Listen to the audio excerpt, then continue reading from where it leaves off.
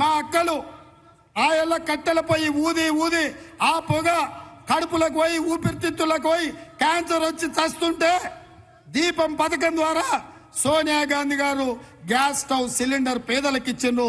400 రూపాయలకు సిలిండర్ ఇచ్చిండ్రు. ఇవాళ నరేంద్ర మోడీ కేసీఆర్ కలిసి ఎంత అయిందా సిలిండర్? ఎంత అయింది సోదరులారా?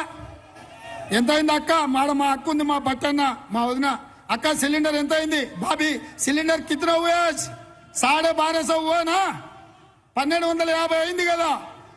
మరి ఈ రోజు నరేంద్ర మోడీ కేసీఆర్ ఓటు ఇస్తే 1250 అయింది. అందుకే మా ఆడబిడ్డల కష్టాలను చూసి వాళ్ళ కన్నీళ్లు తీర్వడానికి ప్రతి సిలిండర్ మీ ఇంటికి 500 రూపాయలకే పేదలకు సిలిండర్ ఇచ్చే బాధ్యత ఇవాళ కాంగ్రెస్ పార్టీ తీసుకుంది. కర్ణాటకలో మనం 500 రూపాయలకే సిలిండర్ ఇచ్చినాం. అక్కడ మా ఆడబిడ్డల ఆశీర్వాదంతో ప్రభుత్వం వచ్చింది. మీడియా మిత్రులు ఇది ఒక్క పాయింట్ రాసుకోవాలి. చంద్రశేఖరరావు నిన్న మొన్న కర్ణాటకలో మేము ఇచ్చిన హామీలు తెప్పించి ఏం ఆలోచన చేస్తుండో తెలుసానే? కాంగ్రెస్ వాళ్ళు 500 సిలిండర్ అంటే ఆడబిడ్డలందరూ ఓటేసేటట్టుంది. మనం ఉండేది ఇంకా 4 నెలలే. 4 నెలలు నెలకు సిలిండర్ ఇచ్చిన ఇంటికి 4 అవుతాయి. కాబట్టి ఉచితంగా ఇద్దాం, ఆ తర్వాత ముంచుదామని చెప్తుండు. ఉచిత సిలిండర్లు ఇస్తాం అని ఆడబిడ్డల్ని మోసం చేయడానికి చంద్రశేఖరరావు కుట్ర చేస్తుండు. నువ్వు ఉచితంగా ఇచ్చినా నువ్వు నీ కిడ్నీలు తీసి మాకు ఇచ్చినా నిన్ను నమ్మరు చంద్రశేఖరరావు.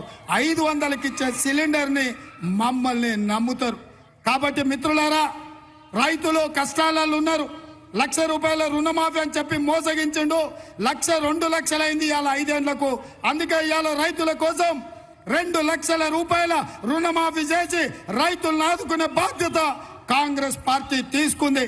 మిత్రులారా, పాలమూరులో 14 అసెంబ్లీలో 2 పార్లమెంట్లు గెలిపిస్తే ఇందిరమ్మ ఇల్లు కట్టుకోవడానికి 5 లక్షల రూపాయలు ఇస్తాం.